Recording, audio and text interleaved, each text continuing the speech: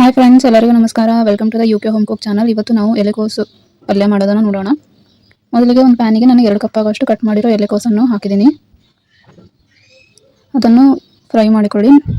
ಸ್ವಲ್ಪ ಎಣ್ಣೆಯನ್ನು ಹಾಕಿ 2 ಚಮಚ ಆಗುವಷ್ಟು ಎಲೆಕೋಸನ್ನು ಚೆನ್ನಾಗಿ ಫ್ರೈ ಮಾಡಿ ಮೀಡಿಯಂ ಫ್ಲೇಮಲ್ಲಿಟ್ಟು 3 ರಿಂದ 4 ನಿಮಿಷ ಎಲೆಕೋಸು ಈ ಥರ ಕೆಂಪಾಗೋವರೆಗೂ ಫ್ರೈ ಮಾಡಿ.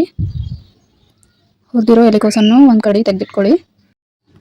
ಸೇಮ್ ಪ್ಯಾನಲ್ಲಿ 3 ರಿಂದ 4 ಚಮಚ ಆಗೋಷ್ಟು ಎಣ್ಣೆಯನ್ನು ಹಾಕಿ, ಎಣ್ಣೆ ಬಿಸಿಯಾದ ಮೇಲೆ 1 ಚಮಚ ಆಗುವಷ್ಟು ಸಾಸಿವೆ ಮತ್ತು ಜೀರಿಗೆಯನ್ನು ಹಾಕಿ, ಸ್ವಲ್ಪ ಕರಿಬೇವನ್ನು ಹಾಕಿ, ಒಂದು ಕಟ್ ಮಾಡಿರೋ ಈರುಳ್ಳಿಯನ್ನು ಹಾಕಿ, ಈರುಳ್ಳಿಯನ್ನು ಗೋಲ್ಡನ್ ಬ್ರೌನ್ ಆಗೋವರೆಗೂ ಚೆನ್ನಾಗಿ ಫ್ರೈ ಮಾಡಿಕೊಳ್ಳಿ ಮೀಡಿಯಂ ಫ್ಲೇಮಲ್ಲಿಟ್ಟು. ಈಗ 3 ರಿಂದ 4 ಕುಟ್ಟಿರೋ ಹಸಿಮೆಣಸಿಕೆಯನ್ನು ಹಾಕಿ ಅದನ್ನು ಚೆನ್ನಾಗಿ ಫ್ರೈ ಮಾಡಿ.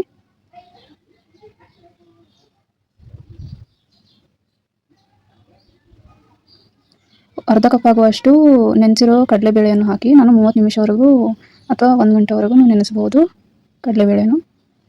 ಅರ್ಧ ಚಮಚ ಆಗುವಷ್ಟು ಅರಿಶಿಣವನ್ನು ಹಾಕಿ, ಸ್ವಲ್ಪ ಗರಂ ಮಸಾಲ, ಸ್ವಲ್ಪ ಧನಿಯಾ ಪೌಡರ್ ಎಲ್ಲವನ್ನು ಚೆನ್ನಾಗಿ ಮಿಕ್ಸ್ ಮಾಡಿ.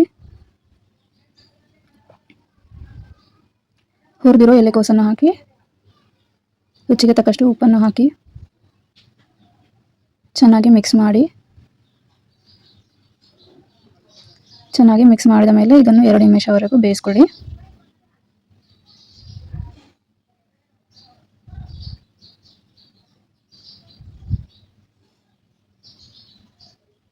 ಸ್ವಲ್ಪ ನಿಂಬೆಹಣ್ಣಿನ ರಸವನ್ನು ಹಾಕಿ,